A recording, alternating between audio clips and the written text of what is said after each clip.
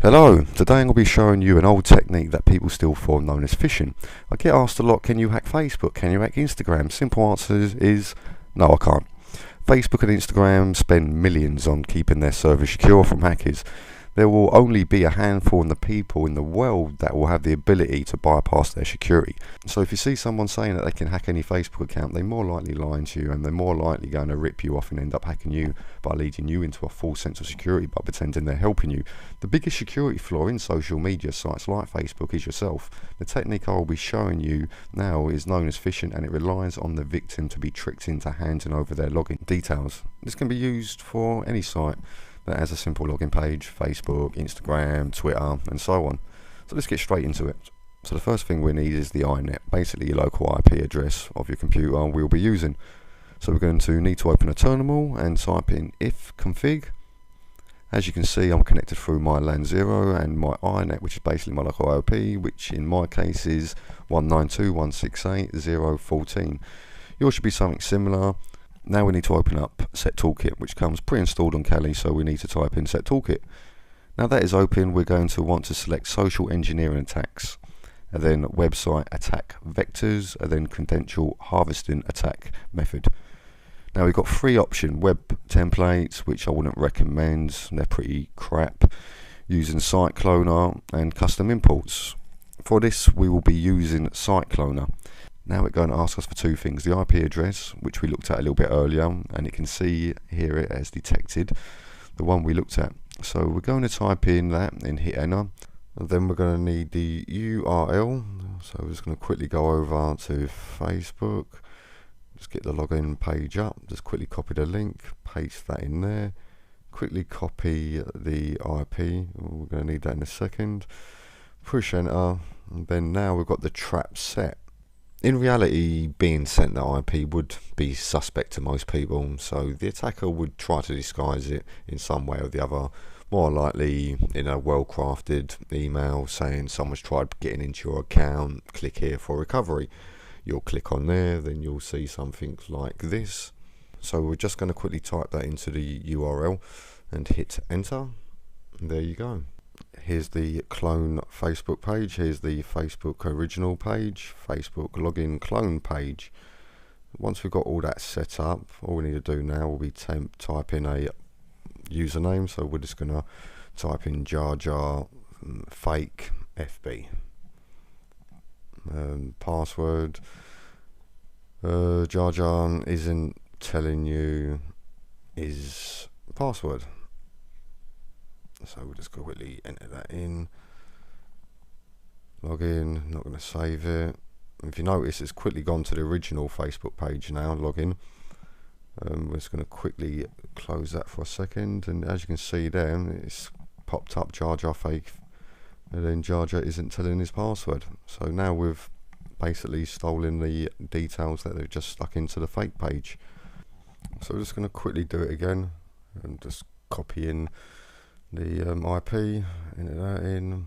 Alright, for this one I'm just going to type in, keep it simple, test2, and for the password we'll just type in hello password. Just quickly push that enter, it goes to the normal Facebook page up there. I'm just going to go to the terminal, see if they registered it. There we go, email test2 and password hello password. So yeah, that is how it collects the details. It also saves the details in a file. I'll quickly show you where that is. Just come out of here, Control C, Control C, Control C. So yeah, quickly type in ls, get my bearings, ls minus a, I mean. You can see there the dot set, so we go cd dot set. It should be in reports, so cd reports, and then just do a quick list, and you can see them there. Oh, sorry, you can see the two files there.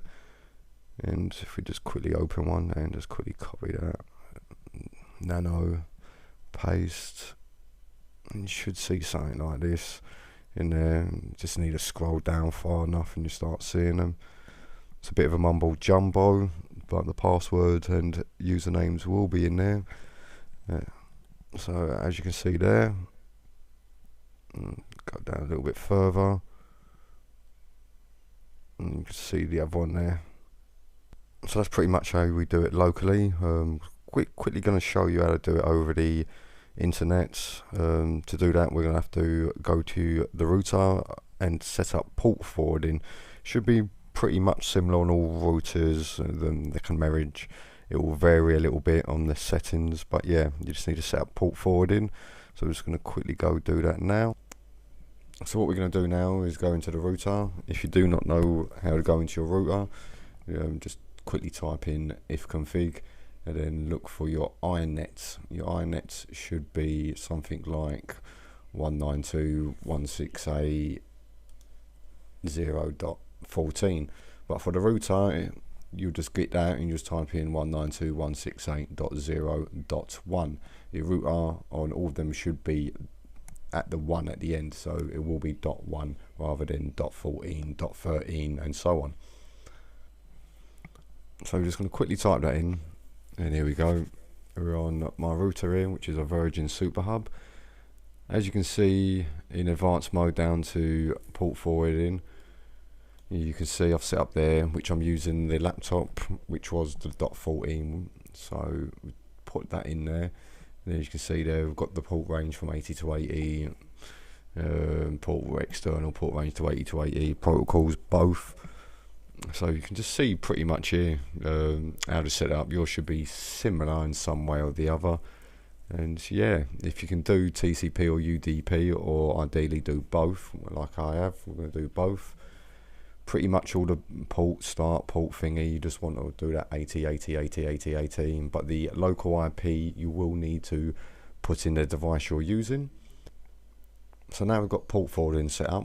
What we're going to need to do is go back into set toolkit, get that open, go back to the same place, site cloner. One thing we're going to need will be our IP address, our external IP address. So just go to your browser and basically just type in my IP and it should come up. As you can see, I've got this blurred out because I'm not prepared to show you my IP for security reasons. So literally we're going to have to copy that, go back into site cloner, enter in the external IP now. So we're just going to quickly paste that in there, enter that. Need the URL from Facebook.